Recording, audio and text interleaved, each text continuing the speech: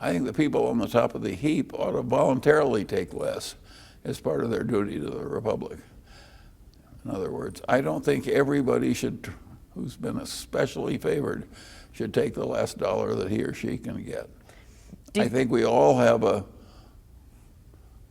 obligation to dampen these fires of envy. When you rise to a certain point in life, I think you should voluntarily and eagerly take less than you're worth.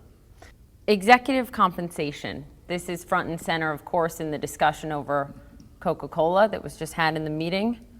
How does one determine what is excessive?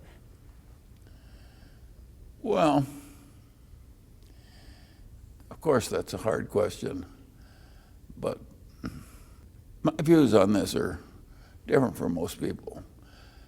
You start paying directors of corporations $200,000 or $300,000 a year, it creates a daisy chain of reciprocity where they keep raising the CEO and he keeps recommending more pay for the directors.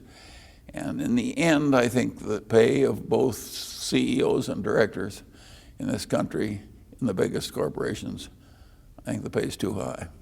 When you have boards, Warren Buffett, for example, said he's been on 19 boards over 55 years and never seen a board vote down a compensation package. Oh, I'm sure that's quite accurate. Is that indicative of a larger issue? Sure. The answer is there are social forces in place that are causing too much pay for some people.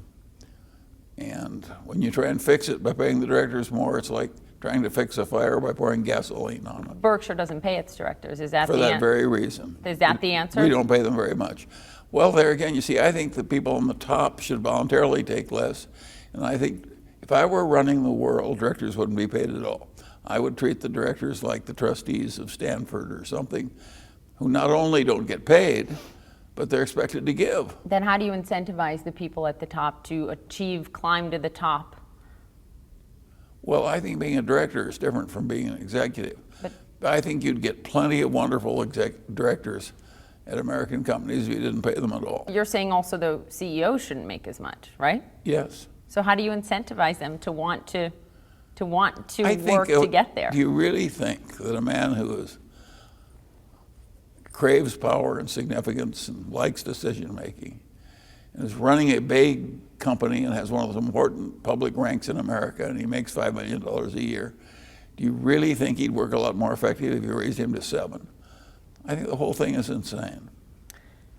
Does the Supreme Court work harder or less hard because they don't get paid like corporate executives? We have some corporate directors who draw more pay than members of the Supreme Court.